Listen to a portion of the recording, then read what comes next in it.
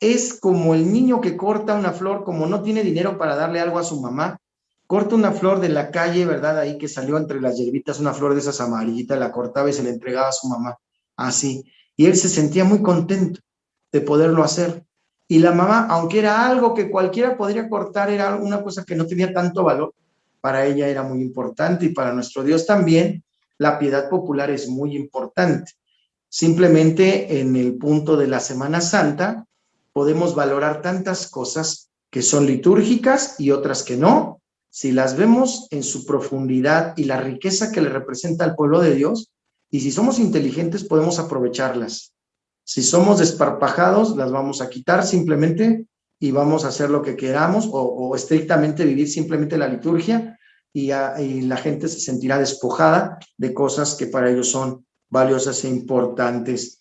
Nos ayuda también la piedad popular a reflejar el amor que tenemos a Dios y a superar el riesgo de desviaciones. Puede ser un verdadero encuentro con Cristo. Es una gran oportunidad también y una gran valía, un gran tesoro que si no aprovechamos puede ser que perdamos. Bien, y en el punto final de este apartado, el destino universal a pesar de los obstáculos. La Iglesia Católica significa universal y ya sabemos que tenemos muchos enemigos, muchos obstáculos.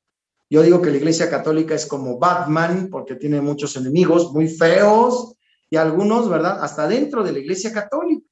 Católicos con apellido, ¿verdad? Católicos que se dicen que están con nosotros, pero en realidad ya tienen mente protestante, ya dicen que no nos confesemos, ya dicen que la hostia no es Cristo, que la Biblia está truqueada, que la iglesia se corrompió y falló.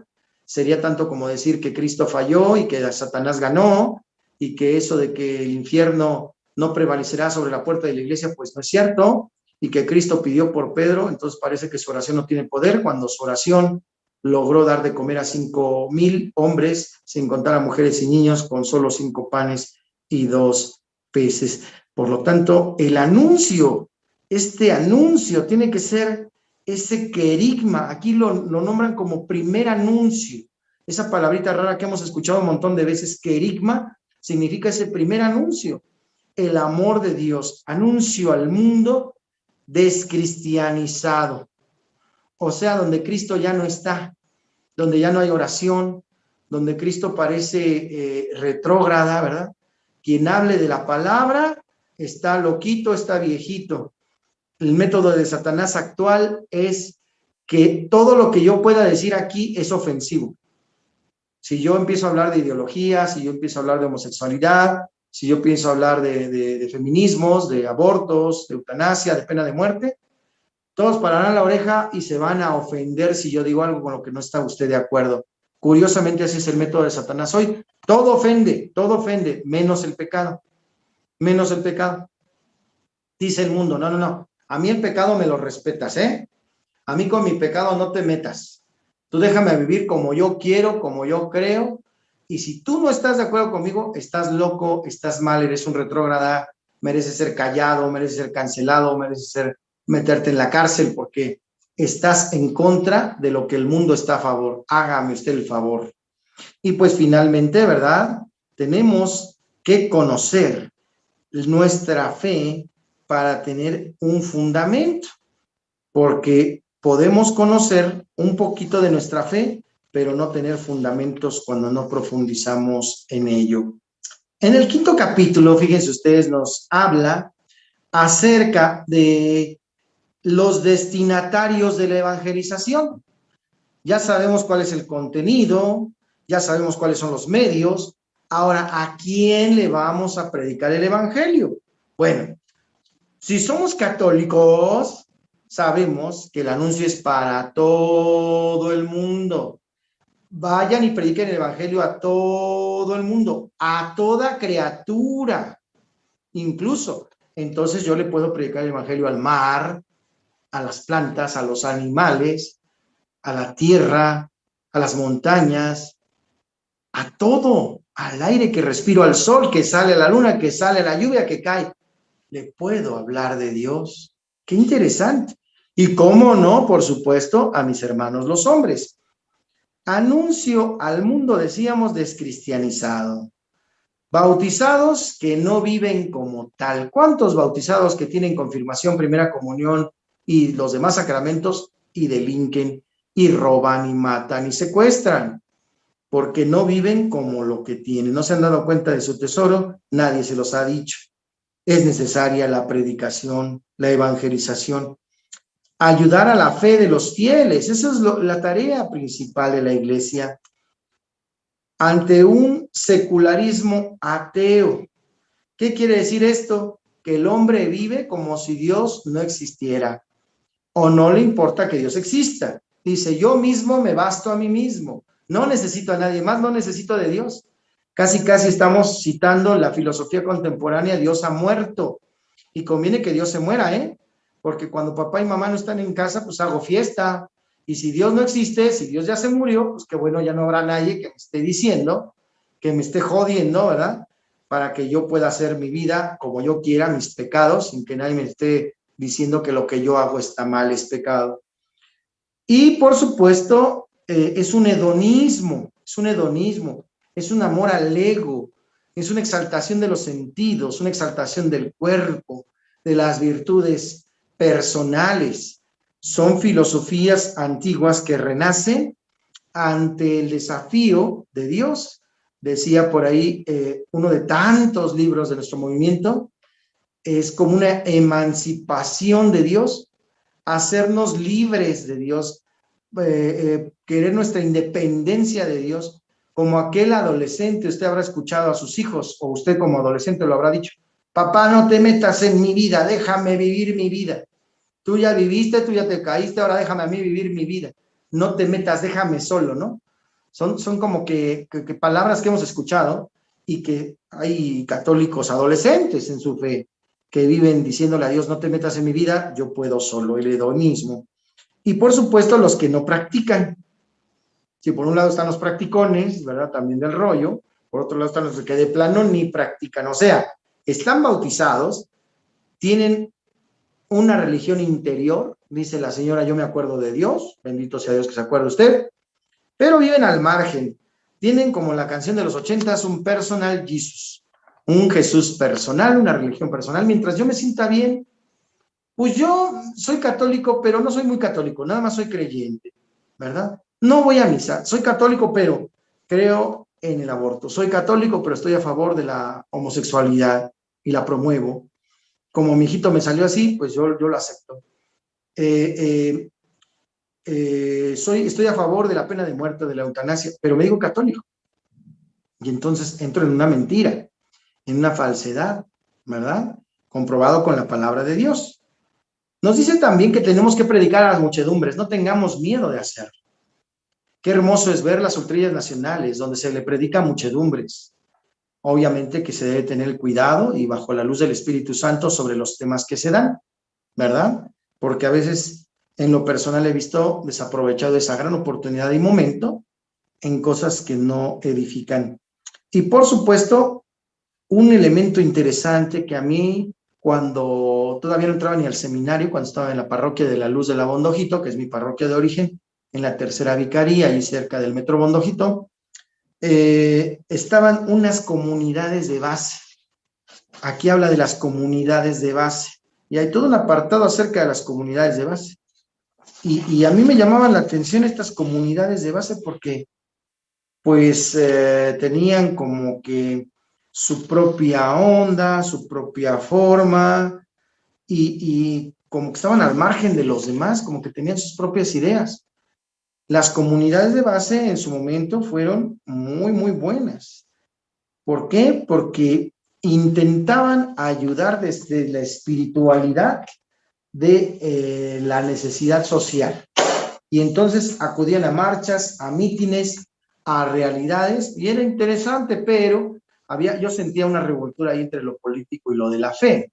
Ciertamente, los cristianos católicos, según el término políticos, politiquein, tendríamos que ser los primeros preocupados por el pueblo. Pero obviamente, desde el ámbito de la política, como la conocemos hoy en día, pues no tiene cabida en el corazón de los cristianos en cuanto a la corrupción que se vive. Eso es por un lado. Por otro lado, realizaban ese tipo de actividades, ayudaban a enfermos, ayudaban a los pobres, pero tenían un grave problema. Y también lo señala aquí en la exhortación, donde dice que estos hermanos de comunidades de base en algún momento cayeron en alguna, digamos, vanidad de llegar a decir, a mí me lo dijeron y yo lo escuché, permítame usted, antes de que yo entrara al seminario, iba a la Ultrella de San Juan Bosco, que también quiero mucho y le guardo un gran cariño, porque ahí crecí, y antes de ser cursillista incluso, ya iba a la Ultrella. Y esa personita de comunidad de base me dijo, ¿y para qué van ahí? ¿Ahí qué hacen? Ahí no ayudan a nadie, ahí no hacen nada. Hay mucha gente muriendo de hambre en el mundo. ¿Cómo pueden dormir tranquilos? Y ustedes ahí cantando y departiendo y hasta descomponiendo canciones y contando chistes. Mientras hay tanta gente con tanta necesidad, deberían de ponerse a trabajar. A mí me dolieron mucho esas palabras. Les aseguro que me puse un poco en depresión hasta que hablé con un sacerdote, ¿verdad? Mi director espiritual en ese tiempo y amigo ahora, que me aclaró, a ver, tranquilo, estamos llamados a luchar contra el mal, pero no estamos llamados a acabar con todo el mal del mundo, tampoco te creas Superman, tampoco somos Cristo en el sentido estricto de la palabra, obviamente lo somos por nuestro bautismo, no somos Dios, Dios todo lo puede, pero nosotros estamos en ese camino de lucha. No todos los miembros sirven para todo.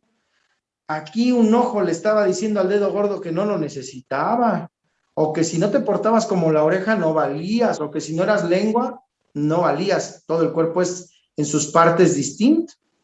Y entonces comprendí que unos tienen la vocación de una cosa y otros tienen la vocación de otra. Yo considero, ¿verdad?, que Dios me llamó a la vida diocesana. Hay quien tiene el llamado a la vocación de la vida religiosa, bendito sea Dios. Hay quien es llamado ultramar, ahí a llevar a África el evangelio, bendito sea Dios. Hay quien tiene un método, hay quien tiene otro, hay quien tiene otro. Es cuando comprendí muchas cosas. Que no es cierto que estamos pecando, estaríamos pecando si estamos comiendo en este momento, tomando un café, ¿verdad? Y alguien se está muriendo de hambre, estaríamos pecando todo el tiempo. Pero repito, Dios nos ha llamado a luchar contra el mal, pero no podemos acabar con todo el mal del mundo. Ahí, para eso sirve la iglesia, como hermanos nos unimos y actuamos de diferentes maneras. No todos podemos hacerlo todo, pero todos podemos hacer algo. Eso es muy importante. Lo malo es quedarnos sin hacer nada, lo malo es dejar que las cosas pasen, echarle la culpa a la pandemia. Si no utilizamos los medios, se puede evangelizar de muchas, muchas maneras nuevas. Bien, vamos al sexto capítulo penúltimo de esta exhortación. La iglesia entera es misionera. La iglesia entera es misionera. Otra vez, la iglesia entera es misionera. Misio, llevar ese evangelio. Esa es su tarea. Por lo tanto, aquí nos dice quiénes son los agentes. Ya supimos quiénes son los destinatarios, o sea, quién la reciben. Términos de estos tiempos todavía. Ahora, ¿quién la va a llevar?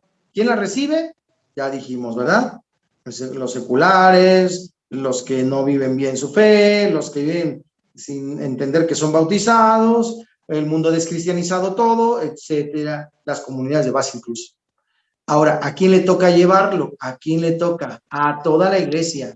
Aquí nadie se salva, no es tarea exclusiva de sacerdotes, no es tarea exclusiva de religiosas, perdón, de diáconos, de seminaristas, es de todos, tuya y mía. Y qué bueno que estos documentos que se están tocando, la vez pasada, la Christi Fideli Laici, qué bueno también el entender la función y la tarea de los cristianos en el mundo. Por lo tanto, la misión es un acto eclesial. Es un acto eclesial. La iglesia es universal. Por lo tanto, tiene que tener una perspectiva hacia el universo.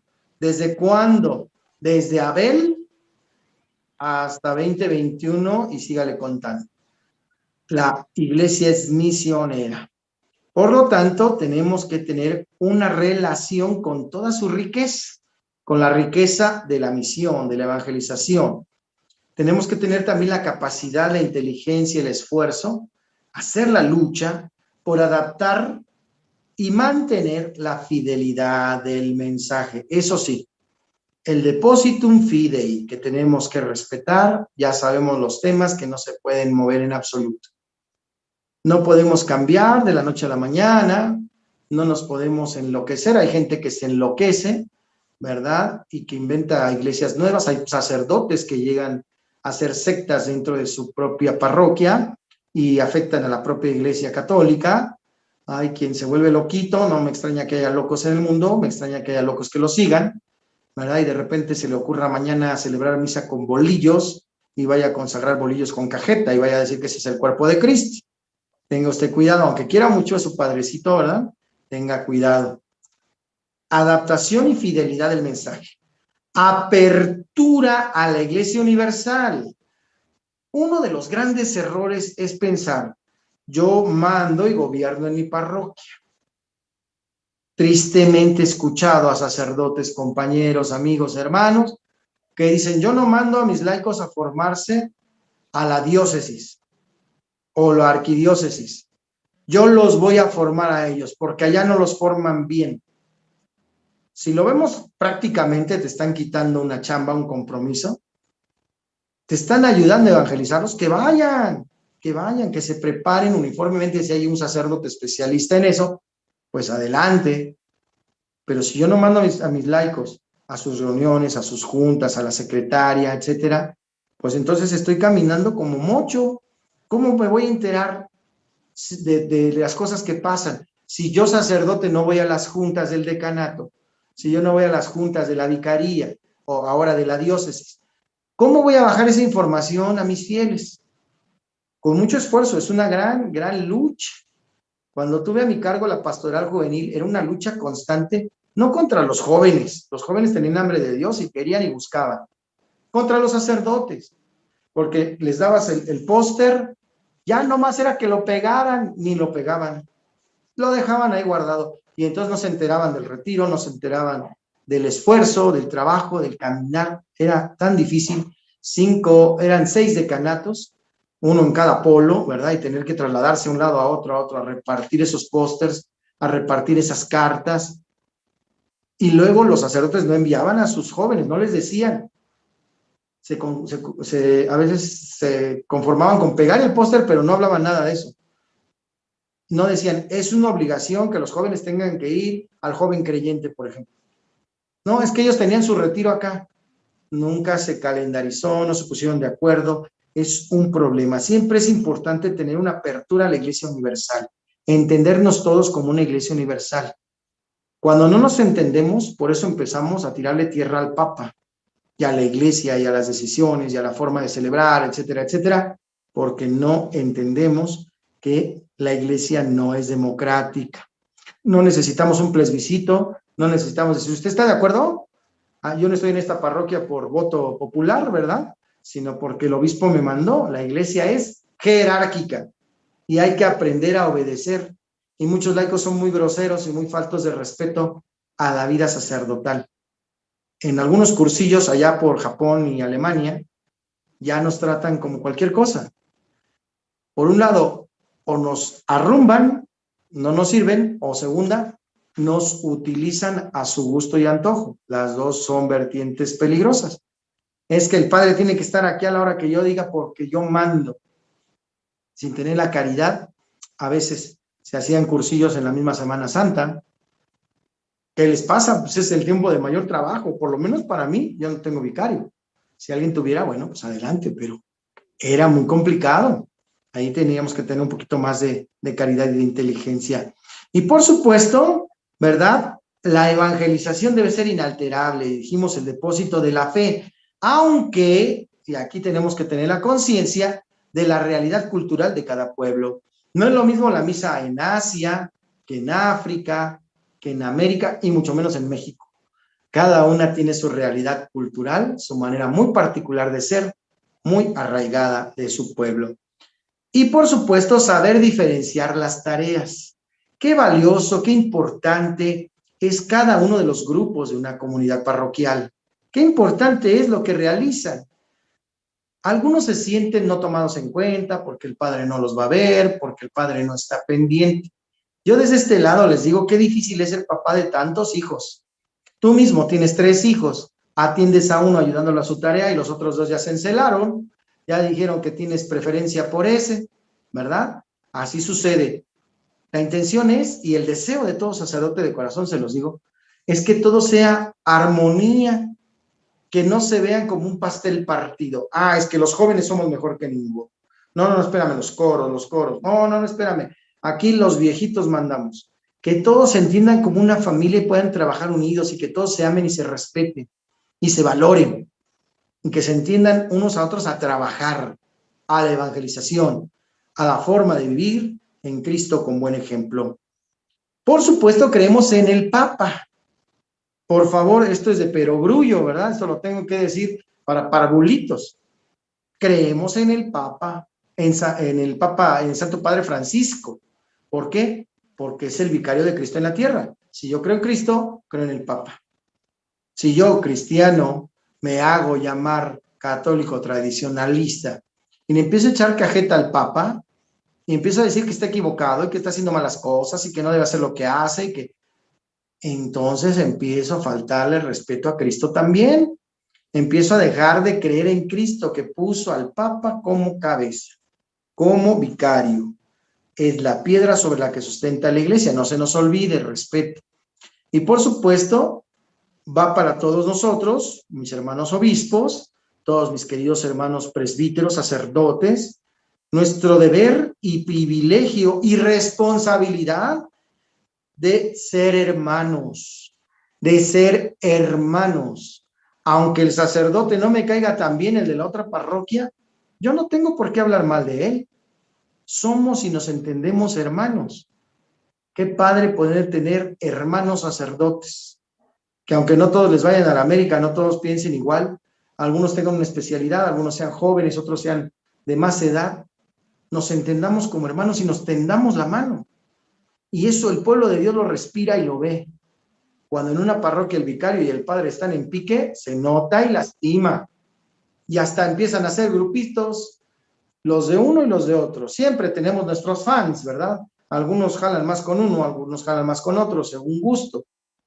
Pero no podemos nosotros entrar en esa discordancia, en ese pique, en esa lucha. Siempre el respeto también entre nosotros, aunque a veces no estemos muy de acuerdo porque todos somos líderes. Somos hermandad. Y llama a todos los religiosos en su gran valía y respetamos y admiramos su silencio, su pobreza y su transparencia. Hermanos religiosos también, muchísimas gracias por su manera de vivir la fe. ¿Y cómo no hablar de los laicos? ¿Cómo no hablar de los seglares, que también son parte viva, vivísima de la iglesia, que son nuestros ojos, nuestros brazos, nuestras extensiones, que llegan a los rincones donde el sacerdote no alcanza a llegar? En la fábrica, en la tienda, en el supermercado, en el cine, en el teatro, en el hogar. Ahí está la iglesia presente. Eres tú, hermano laico, hermano seglar en la iglesia, que repercute, por supuesto, en la familia como célula de toda la sociedad y en la vida de los jóvenes. Ya lo dice el Papa Pablo VI, desde este mismo momento, la gran importancia de fortalecer a la familia. Y el embate de Satanás en este tiempo es precisamente a la familia. Golpeando a la familia, golpeas el matrimonio, golpeas a los jóvenes, golpeas a los niños, a las nuevas generaciones, a los hombres de toda raza y de toda lengua. Por eso debemos de continuar en esa evangelización, importancia para todos. Y por supuesto, por todos los ministerios diversificados. Aquí no hay católicos de primera y de segunda, ¿eh? No se la crean, como dicen algunos hermanos que nos llaman modernistas, y ellos se llaman tradicionalistas, y dicen que hay católicos de primera, católicos de segunda. Aquellos hermanos de el camino neocatecumenal, que se sienten muy chipocles y que dicen que son mejores que nadie, y que ellos sí tienen al Espíritu Santo. Espérate. ¿Cuánto te costó? ¿Dónde lo compraste? Dices, yo y mi Dios. No, es nuestro Dios de todos, es nuestro Padre.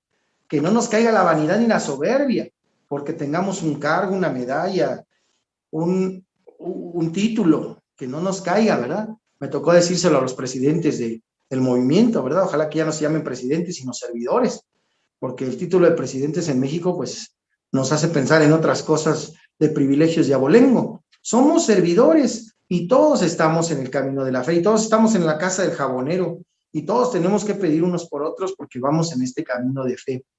En ese respeto y amor, preocuparnos unos por otros.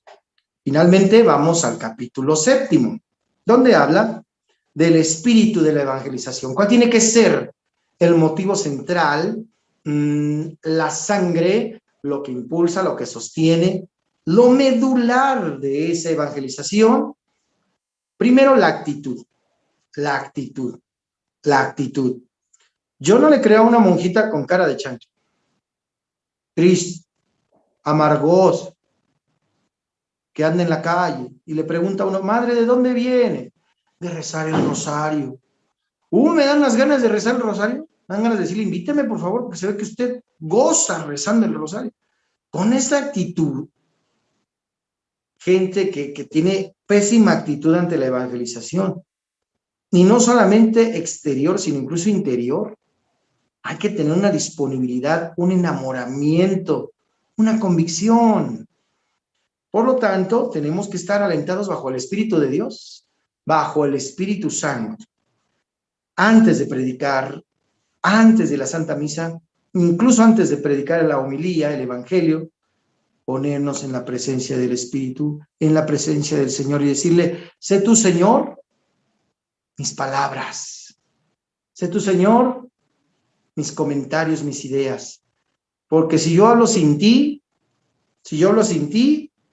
entonces voy a hablar de tonterías, voy a hablar desde mí, desde mi egoísmo, desde mi vanidad, desde mis heridas. Si yo no preparo mi homilía, me extrañó muchísimo en aquella reunión de sacerdotes que un compañero sacerdote, vecino y amigo me dijo, ¿a poco? Yo traía mi misalito y estaba anotando, estaba revisando y me dijo, ¿a poco preparas tu homilía?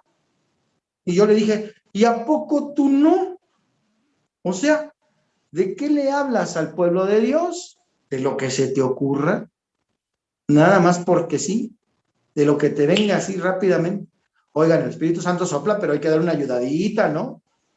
No podemos dar desparpajadamente, tenemos que prepararnos adecuadamente, darle su tiempo y su forma. Por supuesto, recordemos al Señor que sopló sobre los apóstoles el Espíritu Santo. Por lo tanto, seamos conscientes que las técnicas humanas son muy buenas, que hay muchos métodos pedagógicos. Está muy bien, es muy bueno, muy valioso y rico, pero si no está el Espíritu Santo, no sirve de nada. No sirve de nada. Es primordial. No podemos prescindir de él. Nada sin el Espíritu Santo. Por lo tanto, hay que dejarse inspirar como en Pentecostés. Como en Pentecostés. Ahí comenzó la evangelización, porque ahí fueron testigos auténticos convencidos, llenos del Espíritu Santo. Por lo tanto, busquemos la unidad. Si los que anunciamos, ahí va un jalón de orejas para todos los que me escuchen, que se hagan llamar cristianos católicos, sean cursillistas o no lo sean. Ojo, si nosotros que anunciamos el Evangelio estamos divididos, ¿qué dice el Señor? Todo reino dividido desde adentro no prospera. El día que Cristo se salga del movimiento de cursillos, agarro mis maletas y me voy a otro movimiento. Se acabó, se terminó, se murió, porque Cristo se salió, porque lo sacamos nosotros, no porque no haya querido estar. Entonces, si nosotros estamos en querer, si nosotros cursillistas, si nosotros cristianos católicos, nos refrescamos a la jefa, nos faltamos al respeto, nos queremos agarrar cachetadas, nos miramos con desprecio, no nos perdonamos nuestras ofensas, no somos capaces de en medio de nuestras diferencias vernos como hermanos, estamos muy equivocados.